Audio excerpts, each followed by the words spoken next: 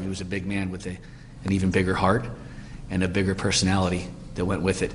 A tragic day for Pennsylvania State Police. A trooper killed in the line of duty at just 26 years old. He was a young man. His birthday was next week. He turned 27 next week. A community in mourning, a family heartbroken, and men and women in uniform coming together. He does have a brother, but he's got 4,000 plus brothers and sisters. They're going to miss him. And this evening, flags are flying at half-staff at all Commonwealth facilities in honor of Pennsylvania State Police Trooper Michael Stewart. Good evening. Trooper Stewart was killed early this morning when his patrol car collided with a garbage truck. It happened while he and his partner were out on their normal overnight patrol in Ligonier Township. We have live team coverage for you tonight. Andy Sheehan has more on the troopers' impact on the force and in the community. But first, our Bob Allen is live tonight with more on what happened. Bob. Well, state police still need lots of answers before they can decide who was at fault in this accident.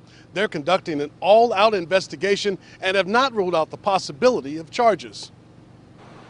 State troopers Michael Stewart and Travis November had just answered a call on Route 711 and were heading south in Ligonier Township when a garbage truck pulled into their path while making a left turn heading north. The police cruiser collided with the driver's side of that garbage truck.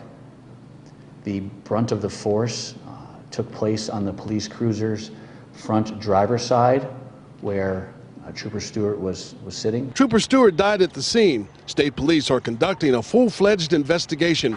They're looking into the running condition of the vehicles along with reconstructing the accident scene to determine who was at fault. I would think that this is something that might take weeks for us to be able to come to a real concise conclusion on what exactly took place and how far apart they were when they should have seen each other. The accident happened south of the intersections of Route 711 and 271, where many in Ligonier consider very dangerous.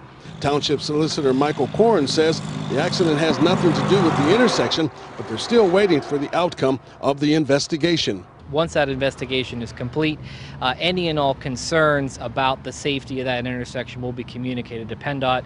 But for right now, we're going to let that investigation conclude. The driver of the garbage truck is identified as 26-year-old John Hism. State police say he is cooperating. Once the investigation is over, the DA will have the last word. If there's fault on the side of the garbage truck, if there's some type of fault there, then at that point in time we'd sit down with the district attorney's office if there's a citation issued.